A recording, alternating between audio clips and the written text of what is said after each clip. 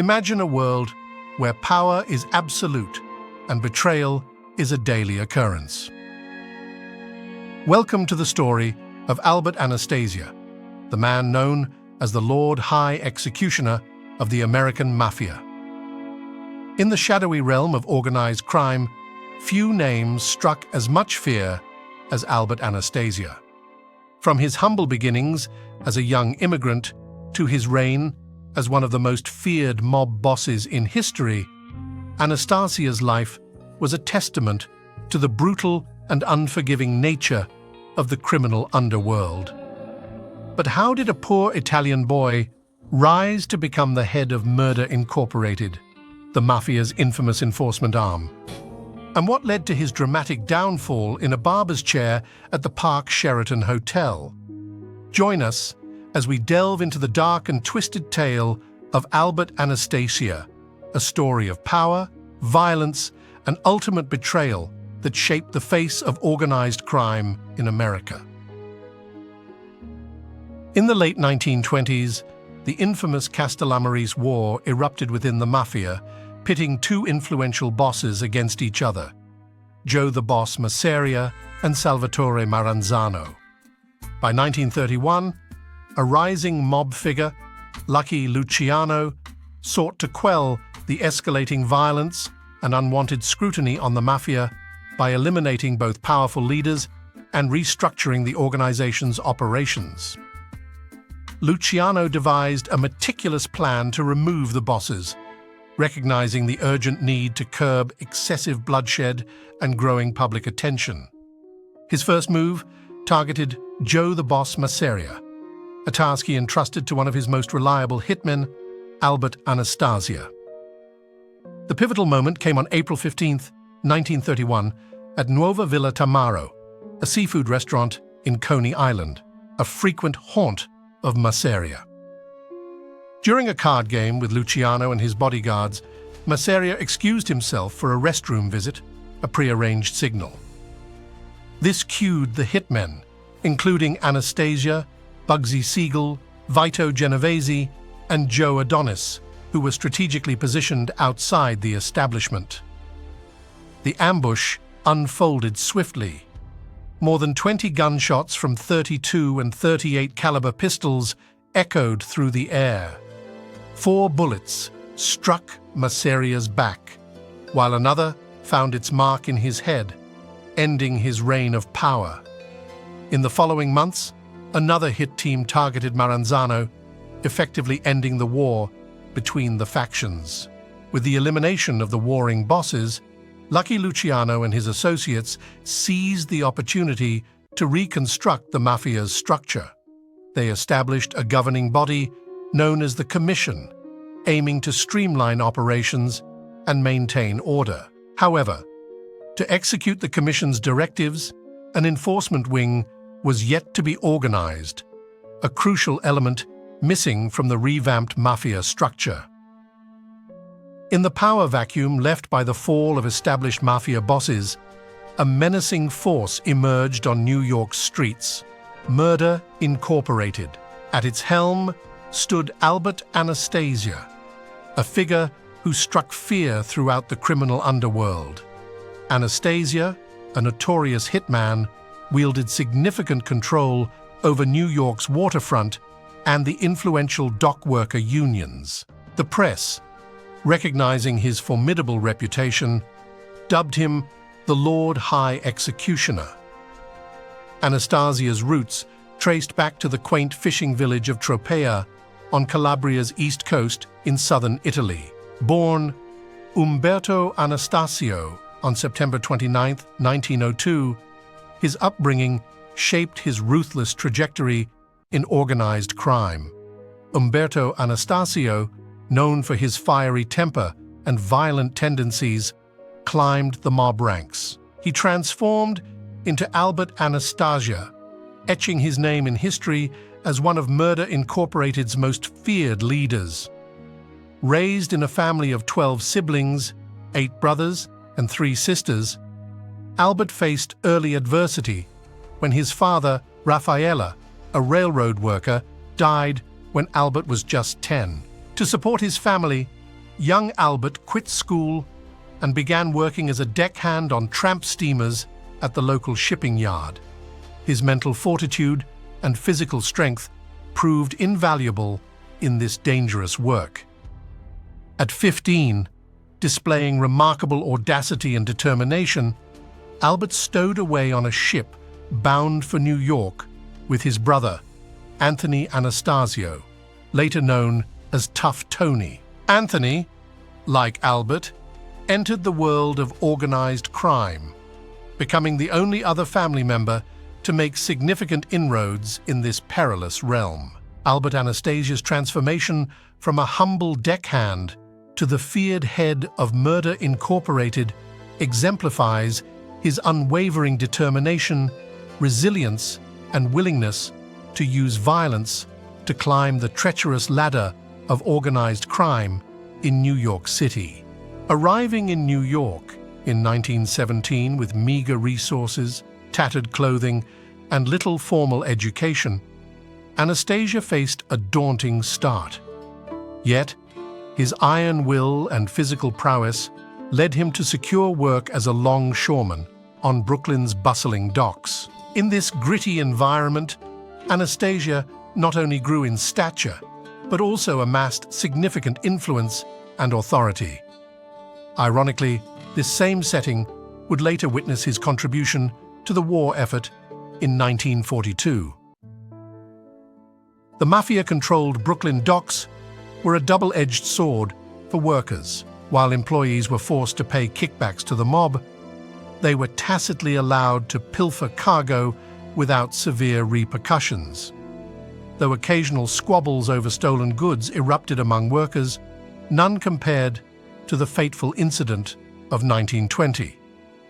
An argument between 18-year-old Anastasia and a fellow worker, Joe Torino, over cargo escalated from verbal sparring to physical violence. The confrontation turned deadly when Anastasia, displaying chilling ruthlessness, drew a knife and fatally stabbed Torino. Witnesses later recounted the bone-chilling expression on Anastasia's face, describing his eyes as cold and emotionless, a trait that would become his hallmark in years to come. Convicted of murder, Anastasia was sentenced to death by electric chair at Sing Sing prison. However, fate intervened when his conviction was overturned after 18 months. A key figure in this twist of fortune was Jimmy the Shiv DeStefano, a Sing Sing inmate with connections to the rising Lucky Luciano, who recognized Anastasia's potential.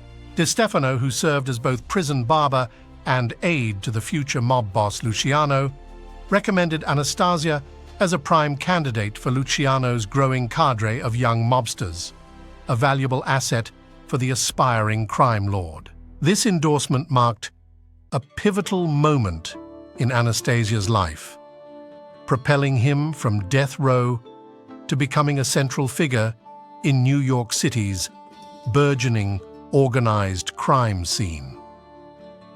Lucky Luciano's intervention proved crucial in saving Albert Anastasia's life. Before a new trial, Luciano's hitmen eliminated the witnesses, leading to Anastasia's release from prison on a technicality. This experience taught Anastasia a vital lesson. In the Mafia, eliminating witnesses was a key strategy, a principle he would soon adopt and perfect. Emerging from Sing Sing as a free man, Anastasia entered a changed world. The Prohibition era, which began in 1920, offered lucrative opportunities for the mob, opportunities they would exploit for years. At just 20 years old, Albert Anastasia made a pivotal decision to change his name to Anastasia, cementing his ties to the underworld. Immersed in organized crime, Anastasia rubbed shoulders with influential figures like Lucky Luciano, Meyer Lansky, Frank Costello, and Lepke Buchalter. Returning to the waterfront, he took control of local gambling operations and manage the mob's loan sharking activities. Throughout the 1920s, Anastasia's power within the Longshoremen's Union grew rapidly. Linked to about 30 assassinations between 1920 and 1923, he evaded indictment or conviction for any of these crimes. However, in April 1923, a targeted attack left Biagio Giordana dead and Anastasia seriously injured. Later that year, Anastasia faced legal trouble when arrested on a gun possession charge, landing him back in prison until 1925. As the 1920s drew to a close, tensions in the underworld erupted into the Castellammarese War between powerful bosses Joe the Boss Masseria and Salvatore Maranzano. Both hailing from Castellamare del Golfo in Sicily, these figures represented the old guard mustache Pete era of the Mafia, clinging to traditional practices rooted in old-world values. Their escalating conflict set the stage for a major shift in Mafia power dynamics. The Castellammarese War's aftermath ushered in one of the mob's most violent periods. For 2 years, New York's streets became a battleground as Masseria and Maranzano fought for supremacy. However, it was Lucky Luciano who ultimately ended this brutal conflict in 1931, paving the way for a restructured mafia. Luciano orchestrated the strategic elimination of Joe the Boss Masseria with the crucial help of hitman Albert Anastasia. Masseria's demise unfolded during a seemingly ordinary lunch with Luciano at his favorite Coney Island seafood restaurant. Luciano excused himself, signaling the hit team's assault. Over 20 gunshots rang out, fatally striking Masseria multiple times and ending his reign. After Masseria's demise, his rival Maranzano met a similar fate later that year. Anastasia, however, chose not to participate in this particular hit. Maranzano was attacked in his Manhattan office, paving the way for Lucky Luciano's rise to power in New York's underworld. To prevent future gang conflicts, Luciano established the Commission, a consortium of 5 influential mob bosses. This collective aimed to distribute power equally among its members using a voting system to settle disputes and avoid further gang wars. The Commission's creation marked a shift from the old hierarchical monarchy-style structure that Luciano and his associates despised. Instead, it embraced a more democratic approach, including top figures from both Italian and Jewish criminal circles. The Commission's formation signaled a paradigm shift within the Mafia, moving from traditional autocratic leadership toward a more collaborative and structured governance system. This laid the groundwork for a new era in organized crime.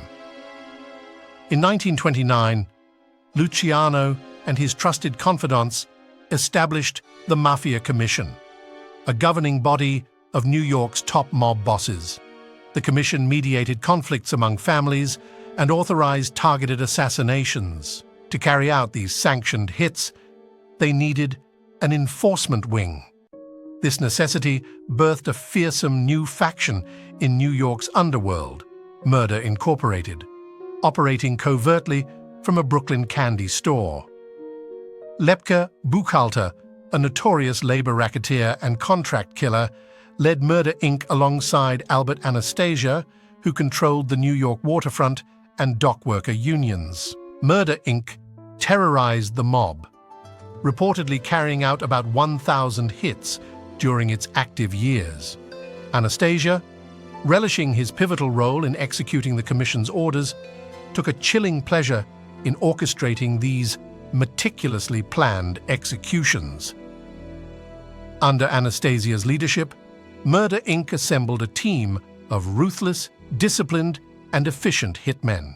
Mendy Weiss, born in July 1906, was one of Buchalter's most reliable associates, actively involved in several key operations. His life ended in Sing Sing prison's electric chair in March 1944. Harry Happy Mayone, born in October 1908, earned his ironic nickname due to his perpetually sullen expression. In 1931, Mayone and Abandando aided Abe Reles and Martin Goldstein in eliminating the three Shapiro brothers. Mayone's life ended at Sing Sing's electric chair in February 1942 at the age of 33. Martin Bugsy Goldstein, born in October 1905, rose to prominence within Murder, Inc. A shootout with the Shapiro brothers cost him the tip of his nose, but didn't hinder his ascent. Goldstein played a significant role in Murder, Inc.'s operations until his career met an abrupt end. These men formed the core of Murder, Inc., a highly organized and ruthlessly effective group of hitmen under Anastasia's command. They carried out the Commission's orders with deadly precision, cementing Murder, Inc.'s fearsome reputation in New York City's criminal underworld. Charles the Bug Workman, born in October 1908 in New York, gained infamy for his role in the 1935 Dutch Schultz murder. Unlike many of his associates, Workman escaped the electric chair, receiving a life sentence instead. Remarkably, he was released in 1964 and lived until 1979, dying of natural causes at 70. Harry Pittsburgh Phil Strauss, born in 1909 in New York, was one of the gang's most prolific and versatile killers. His methods ranged from shooting to ice-pick stabbings, drownings, live burials, and strangulation. Strauss met his end in the electric chair in 1941 at age 31. Frank the Dasher Abandando, born in 1910 in New York, favored fatally stabbing his victims through the heart with an ice pick. Reports described him as fearless, displaying a macabre humor about his impending fate. Abandando was executed in the electric chair in February 1942 at age 31. Abe Kid Twist Reles, born in 1906 in New York, gained notoriety as an informant. He was instrumental in bringing down several key Murder, Inc. members, including boss Lepke Buchhalter. Before he could implicate Albert Anastasia, Reles died mysteriously in November 1941 at age 35, allegedly falling from a window. Lepke Buchhalter, born in February 1897 in New York, was a central figure in Murder, Inc. His leadership significantly shaped the gang's operations until his downfall, precipitated by informants and law enforcement efforts. These individuals, each with their distinct methods and roles, shaped Murder, Inc.'s dark legacy. Their lives of violence and crime were inextricably linked to the organization's rise and fall in New York City's mid-20th century criminal landscape. During his tenure with Murder, Inc., Anastasia applied a crucial lesson from his prison days: eliminate witnesses. This strategy proved effective in multiple cases. In 1932, a murder indictment involving an ice pick was dropped due to lack of witnesses. In 1933, when Joe Santoro, a defiant laundryman, refused to pay mob kickbacks, Anastasia gunned him down in front of witnesses who later conveniently suffered amnesia or disappeared.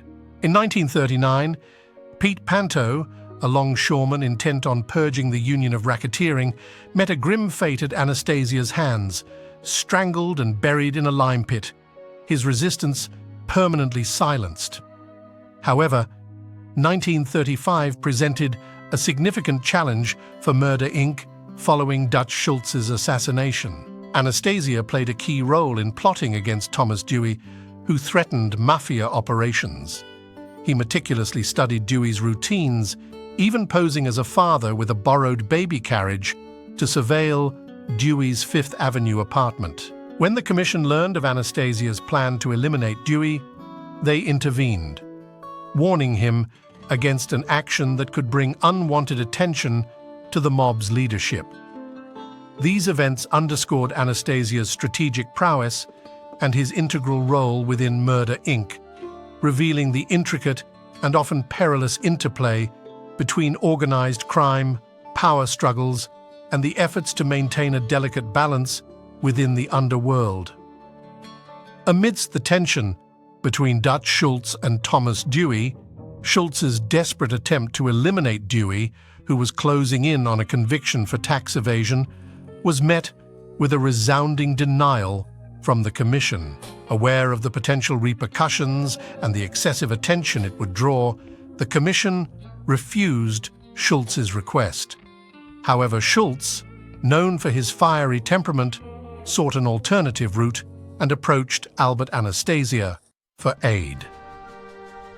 Understanding the gravity of the situation, Anastasia promptly informed Lucky Luciano and the Commission, prompting an urgent meeting. The consensus among the leaders was clear. A contract was put out on Dutch Schultz.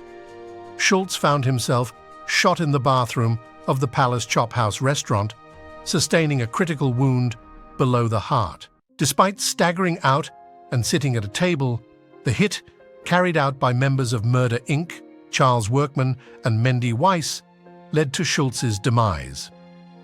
However, the aftermath took an unexpected turn. Instead of alleviating law enforcement interest, the incident backfired.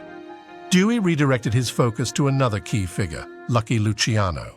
Luciano's subsequent conviction on charges related to forced prostitution in 1936, resulting in a 30 to 50-year sentence, sent shockwaves through the criminal underworld. The apprehension of the mob's chairman signified the vulnerability of even the most influential figures within organized crime. Amidst this upheaval, Anastasia seized a period of relative calm in 1937 to enter into matrimony with Elsa Barnsley, a 19-year-old who had relocated from Canada to New York. Together, they built a family of 2 sons and 2 daughters. Despite Anastasia's deep involvement in the New York underworld, Elsa steadfastly maintained the facade of her husband being an industrious, law-abiding citizen, vehemently denying any connections to criminal activities. This juxtaposition between Anastasia's public persona and his clandestine life within organized crime underscored the complexity and duality of his existence. Anastasia, despite his deeply rooted ties to the underworld, presented a starkly different persona to the public eye. He claimed ownership of a dress factory and portrayed himself as a mattress salesman. In tandem with his fabricated professional image, his wife, Elsa, painted a picture of Anastasia as a devout churchgoer who abstained from alcohol and was always home by 9 p.m. Their marriage endured until Anastasia's assassination in 1957. Following his death, rumors surfaced alleging that Elsa reverted to her maiden name, Barnsley, and relocated to Canada in the late 1950s. The sanctity of marriage didn't deter Anastasia from being involved with organized crime. He was frequently summoned back into the criminal fold. Lepke Buchalter, a prominent figure in Murder, Inc., sought Anastasia's assistance when faced with looming racketeering and narcotics charges. Anastasia obliged, orchestrating the disappearance of over a dozen witnesses crucial to Buchalter's case. Despite a nationwide and international manhunt, Buchalter remained concealed, reportedly sighted in Poland and the UK. Astonishingly, Anastasia had kept Buchalter hidden in plain sight, right within Brooklyn's boundaries. In 1939, a critical moment emerged when a Murder, Inc. associate, Jack the Dandy Parisi, was tasked with eliminating Morris Diamond, a Teamster official and key witness against Buchalter. As Diamond walked along his usual route at 6:15 p.m., Parisi, concealing his gun behind a newspaper, approached from the opposite side of the street. Lowering the newspaper, Parisi swiftly eliminated Diamond, crucially removing a vital obstacle in Buchalter's legal battles. This event underscored the ruthless efficiency of Anastasia's network and the meticulous execution of criminal agendas orchestrated by Murder, Inc. Anastasia, observing the escalating heat from law enforcement authorities on the mob, found himself at a crossroads. The commission pressured him to reveal the whereabouts of Buchalter, forcing him to make a tough choice between his loyalty to his friend and his allegiance to the mob. Opting for the latter, Anastasia arranged a clandestine meeting with Buchalter, who, after 3 years in hiding, looked drastically altered, sporting a mustache and a noticeable weight gain. Anastasia assured Buchalter that a deal had been brokered with the FBI, allowing him to serve only a few years in prison. Eventually, on August 24, 1939, Buchalter turned himself in, facilitated by radio broadcaster Walter Winchell, who publicly negotiated the surrender deal via a broadcast. Under Winchell's direction, Buchalter was instructed to be at a specific location at a designated time, purportedly to surrender peacefully. Unbeknownst to Winchell, federal agents discreetly monitored the rendezvous. When Winchell arrived with Buchalter at the agreed-upon spot, they were picked up by J. Edgar Hoover's car, seemingly heading toward a resolution.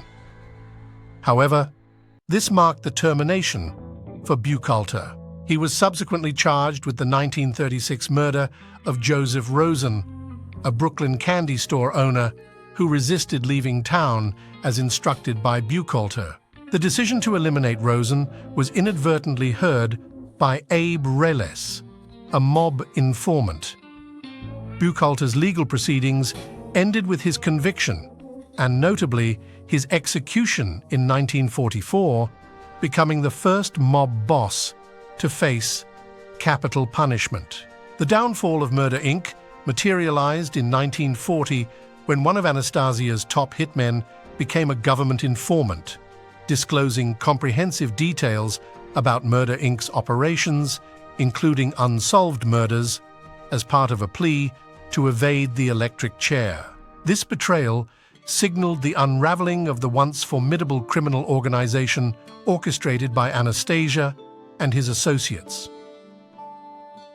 The chilling saga of Murder, Inc.'s downfall saw its key members, including Lepke Buchalter, meet their fate in the electric chair due to the testimonies provided by informant Abe Reles. However, Albert Anastasia, the infamous Murder, Inc. boss, seemed to possess a shield of protection thanks to his significant connections and influence within the mob. This aura of power would prove pivotal for him in the turbulent year of 1941. Anastasia, often referred to as the Prime Minister of the Underworld, was renowned for his strategic approach, seeking diplomatic resolutions to problems whenever plausible within the realm of organized crime. However, navigating the treacherous underworld often demanded alliances with formidable figures, and Anastasia was no stranger to forging associations with powerful individuals like Frank Costello. This strategic alliance provided muscle to Anastasia while reciprocally offering political support and cover to Costello and his associates. By November 1941, Abe Reles, the ex-Murder, Inc. hitman turned government informant, found himself ensconced in the Half Moon Hotel on Coney Island under the strict surveillance of the FBI. Tasked with testifying against Anastasia, Reles was under constant guard to ensure his safety.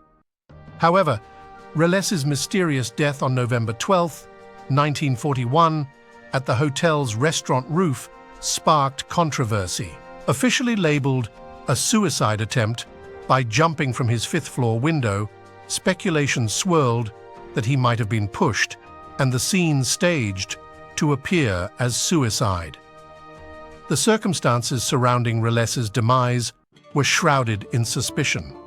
Despite the FBI's rigorous surveillance and the presence of guards, his fatal fall raised eyebrows. In a peculiar turn of events, All 5 policemen entrusted with Reles's safety claimed to have inexplicably fallen asleep, professing complete ignorance of the incident. The untimely demise of Reles, the key witness against Anastasia, fueled conspiracy theories and doubts about the authenticity of the official narrative, leaving an indelible mark on the already murky landscape of organized crime and law enforcement's role in curbing it. Amidst the murky circumstances surrounding Abe Reles's mysterious demise, the lack of concrete evidence led to the dropping of charges against Albert Anastasia.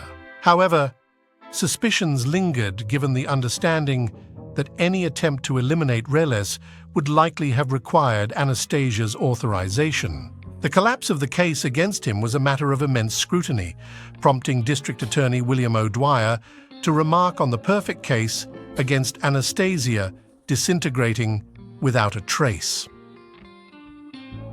In 1942, Anastasia enlisted in the army, assuming the role of a tech sergeant.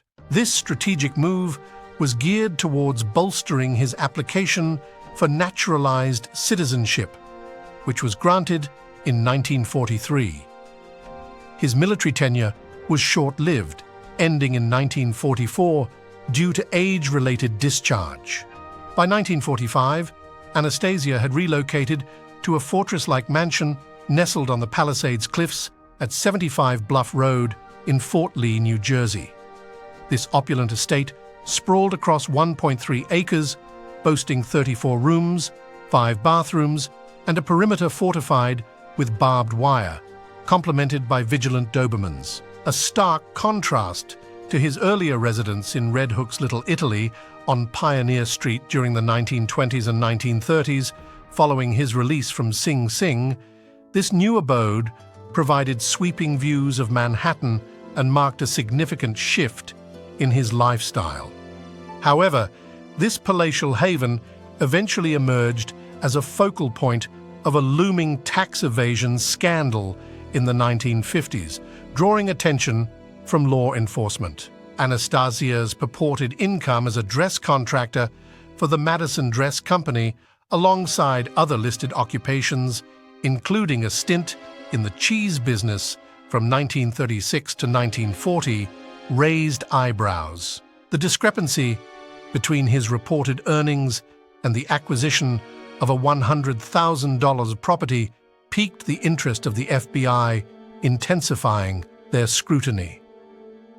As the pressure mounted, Anastasia harked back to his earliest lesson in the Underworld: eradicate potential witnesses. The looming specter of the law and the FBI's relentless inquiries spurred Anastasia to resort to the methods that had often served him in the past, shrouding his actions in secrecy and generating an aura of impenetrability. In April 1954, Vincent Macri, Albert Anastasia's bodyguard, met a grim fate. His demise was perceived as an attempt to silence him due to his intimate knowledge of Anastasia's financial dealings, potentially making him a pivotal witness in the impending tax evasion trial. A year later, in May 1955, Charles Ferry, a plumber, and his wife were brutally murdered. Ferry was on the brink of divulging details regarding the services he had rendered to Anastasia at the Fort Lee mansion, services that reportedly amounted to approximately $9,000. The Ferry couple's residence was discovered drenched in blood, yet Charles Ferry's whereabouts remained unknown, with only blood-soaked shoes as tangible evidence. The suspicious series of events, including the death or disappearance of key witnesses, prompted a reduction in Anastasia's charges, resulting in a lenient 1-year prison sentence.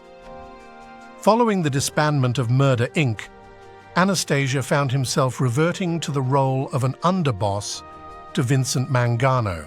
However, his history as a formidable gang leader rendered him reluctant to settle for a subordinate position under a boss he neither respected nor shared common ground with. The simmering discontentment within the mafia was about to reach a boiling point, setting the stage for a seismic power shift within the criminal underworld, and once again, Anastasia stood at the heart of the impending upheaval. Vincent Mangano, who had presided over what would eventually become the Gambino crime family since the restructuring orchestrated by Lucky Luciano in 1931, found himself at odds with Anastasia. Over the course of 2 decades, tensions mounted between the two mobsters, exacerbated by Mangano's growing resentment toward Anastasia's close affiliations with Lucky Luciano and Frank Costello. The strained relationship finally reached its breaking point, fusing personal enmity with the long-standing rift. In April 1951, the disappearance of mob boss Vincent Mangano and his brother Philip Mangano sent shockwaves through the criminal underworld, signifying a pivotal moment of transition and turmoil within the organized crime syndicate. The disappearance of the Mangano brothers marked the prelude to a turbulent chapter in the annals of mafia history, instigated by internal power struggles and lingering animosities. In the wake of Vincent Mangano's disappearance and the discovery of Philip's body in a Brooklyn swamp, Albert Anastasia was confronted with a dire predicament. His presumptive act of seizing control by declaring himself boss of the family following Vincent's disappearance was a direct breach of an implicit mafia protocol, a rule deemed worthy of capital punishment, the assassination of a mob boss. However, Anastasia didn't tread lightly. When summoned by the commission, he offered a staunch defense, asserting that he had acted in self-defense, contending that the Mangano brothers intended to kill him. Supported by Frank Costello and other influential figures within the ruling panel, Anastasia's narrative was validated, and he was officially sanctioned as the new head of the crime family. Nevertheless, the new mantle of leadership didn't shelter Anastasia from further entanglements. A few months into his ascendancy, he found himself once again in the commission's crosshairs, this time alongside Willie Moretti, then underboss to Frank Costello, head of the Luciano family. Acting as emissaries, Anastasia and Moretti were tasked with managing a substantial payment to silence a convicted bookmaker. Moretti, entrusted with handling the $200,000 payment, faced a critical discrepancy. The commission questioned the disparity between the sum already disbursed and the expected total.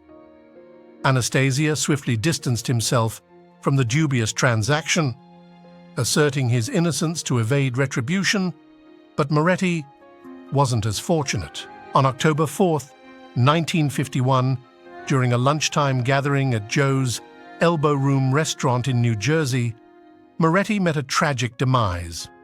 Gunfire erupted at 11:28 a.m., leading to Moretti's lifeless body sprawled on the restaurant floor, bearing fatal wounds to his face and head.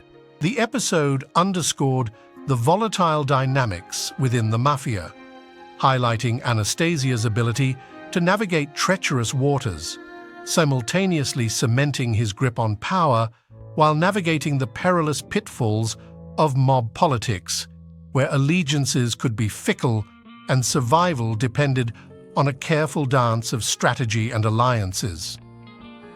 Albert Anastasia's role as a crime boss placed him back under the spotlight, yet not for the righteous reasons. In the intricate web of mafia dealings, Anastasia found himself entangled in a situation that breached another cardinal rule: the killing of a citizen.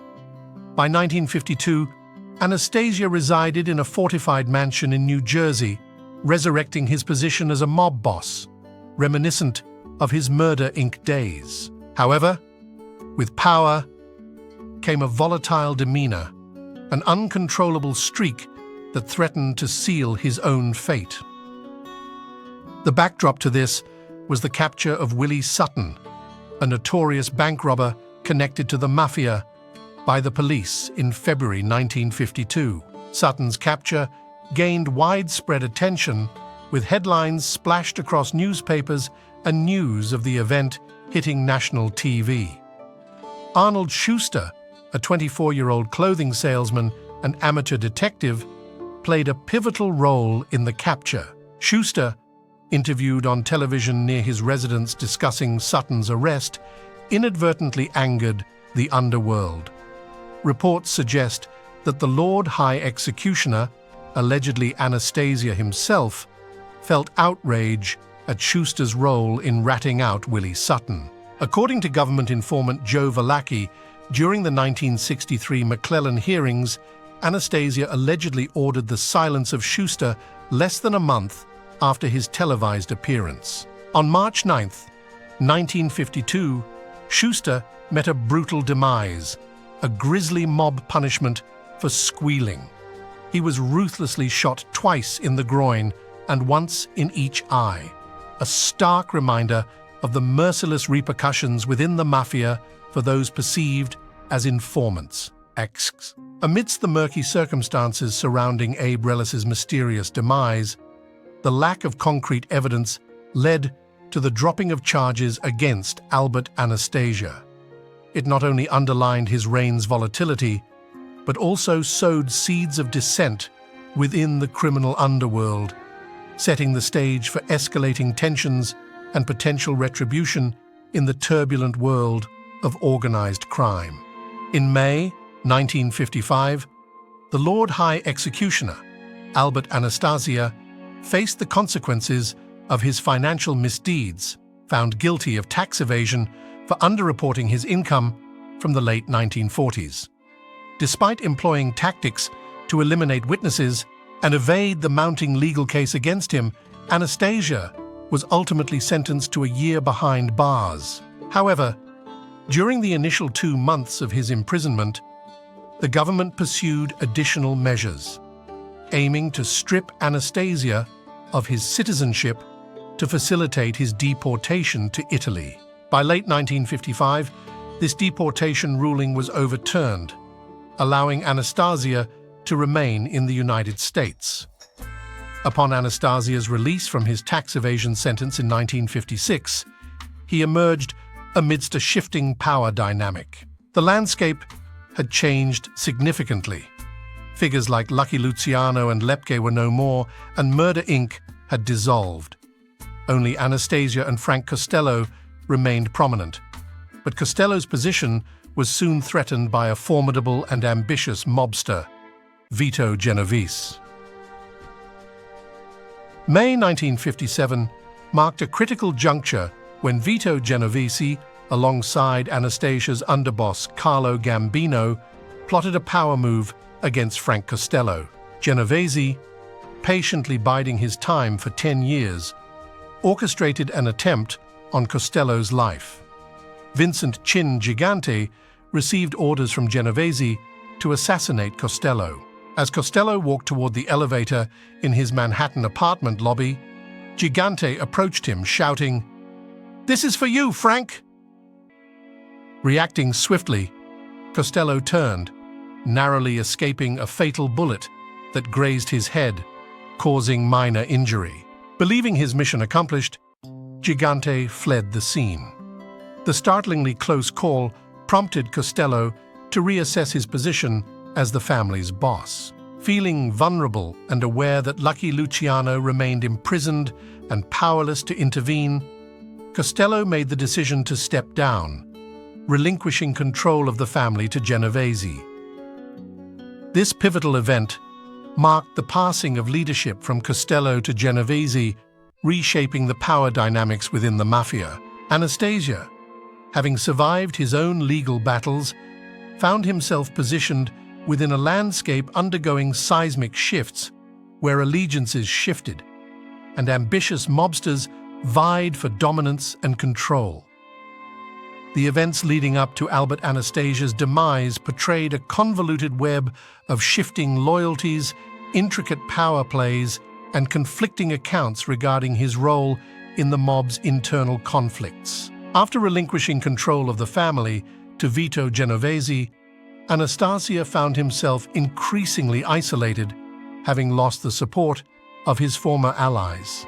Conflicting narratives emerged regarding the attempted assassination of Frank Costello in 1957, a pivotal moment often clouded by varying reports and historical perspectives. Early accounts suggested Anastasia's involvement in orchestrating Costello's hit, while subsequent narratives asserted that it was actually Genovese who orchestrated the attack. Some theories even proposed that Genovese eliminated Anastasia to weaken Costello before targeting the latter. Genovese's maneuvering within the mob's ranks turned mobsters against Anastasia, creating fissures in his position at the top.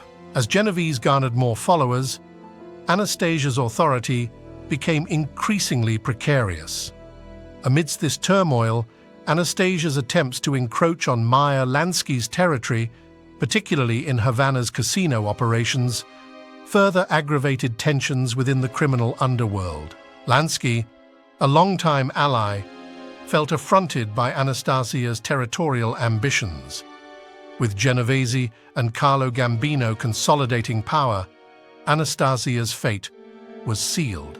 The stage was set for the former Murder Inc. boss to be ousted, and Gambino poised to ascend as the new leader of the Anastasia family.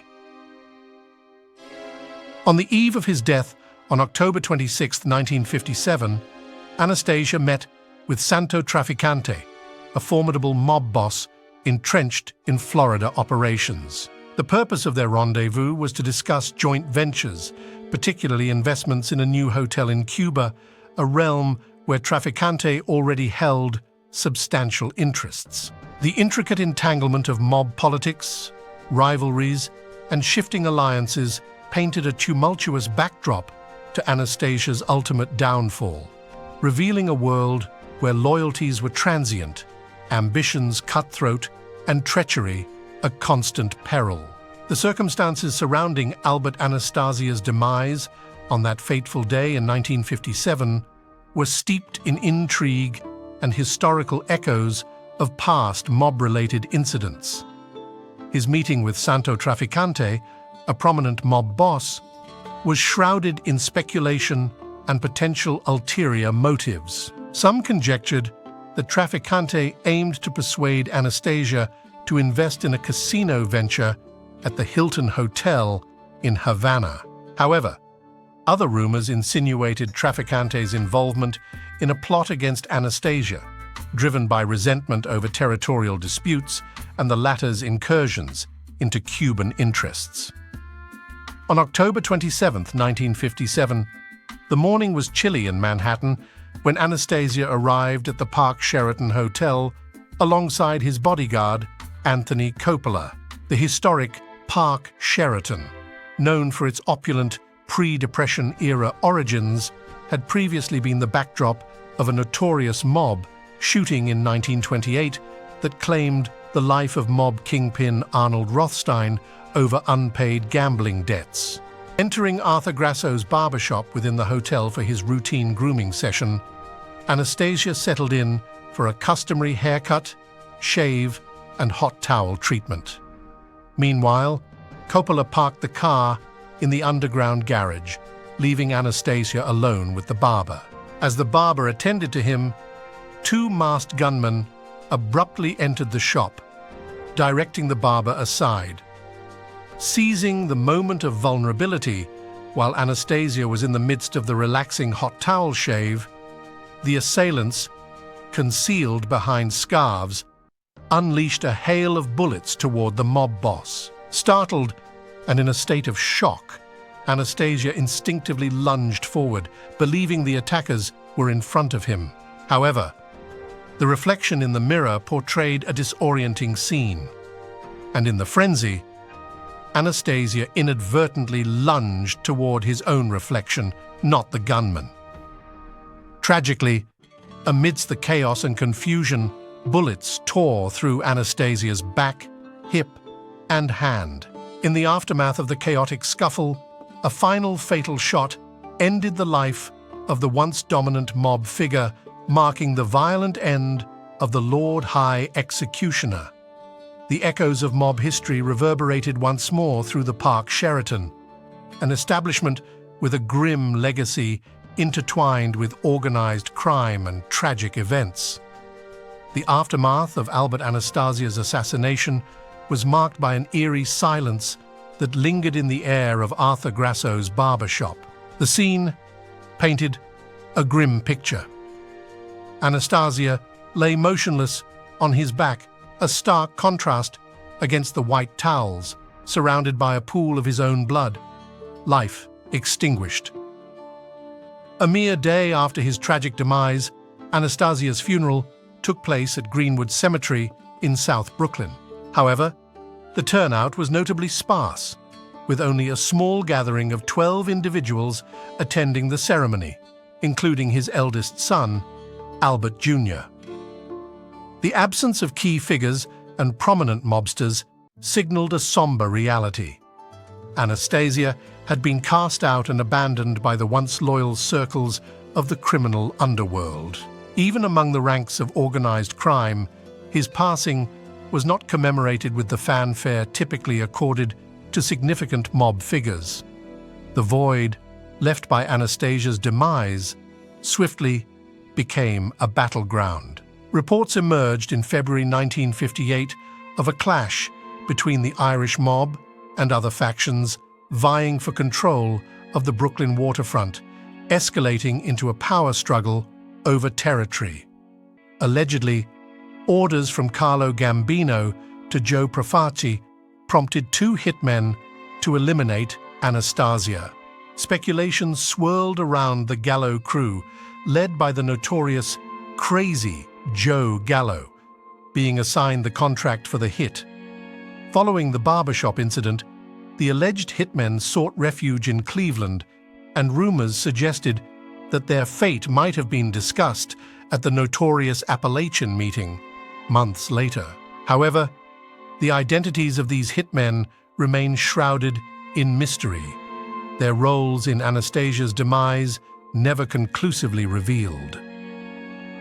In the wake of Anastasia's death, Vito Genovese convened a pivotal gathering of top-tier mob leaders at Appalachian. This assembly wasn't just a show of authority, but served as the platform for Genovese to announce his ascendancy as the leader of his own crime family and deliberate on crucial mafia operations, setting the stage for a new era in the organized crime landscape.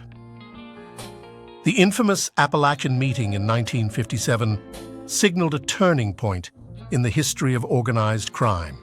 Over 100 high-profile mobsters congregated, attracting the attention of local law enforcement, triggering a swift FBI intervention resulting in 58 arrests. Contrary to the intended effect of bolstering Vito Genovese's position as the new boss of bosses, the raid served as the catalyst for his downfall. The unwanted publicity and increased scrutiny on the mafia stemming from the police raid drew blame upon Genovese from within the mob itself.